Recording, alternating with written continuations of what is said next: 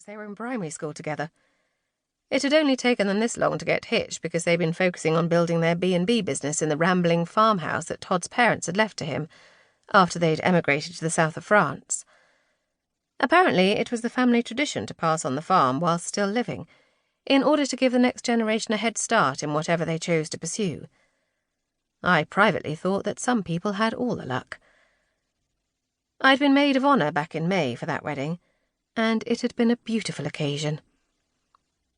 Prior to all of the weddings had been the funeral. A village man named Jim Holmes had met his end when he'd fallen into a hole and broken his neck.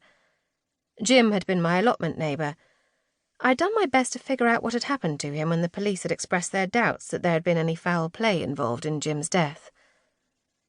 The biggest surprise of all had come when I'd been told he'd left me his house, and a chunk of money to go with it.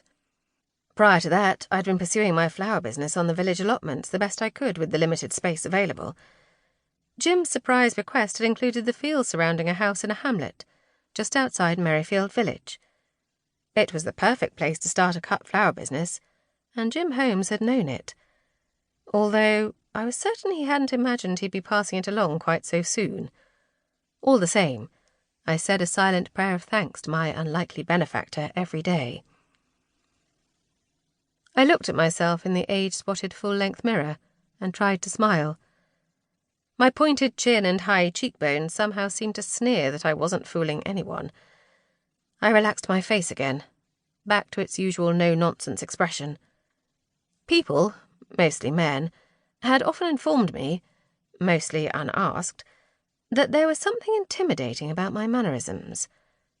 I silently agreed with them and had always been grateful for the fact that I was not someone who looked approachable. As far as looks went, I was happy with my shoulder-length hair with its gentle wave at the bottom. My only vanity was that I tinted it red. Beyond that, I usually let what I saw in the mirror be.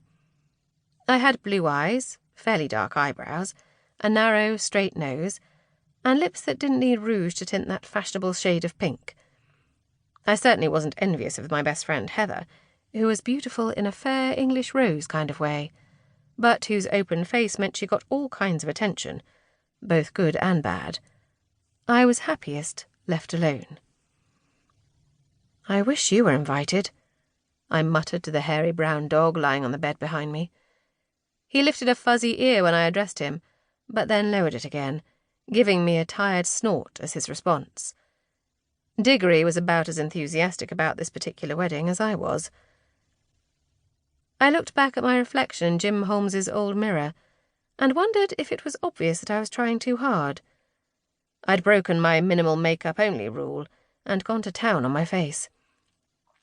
My skin was already a lot more tan than its usual milk white, courtesy of my recent indoor-to-outdoor lifestyle change.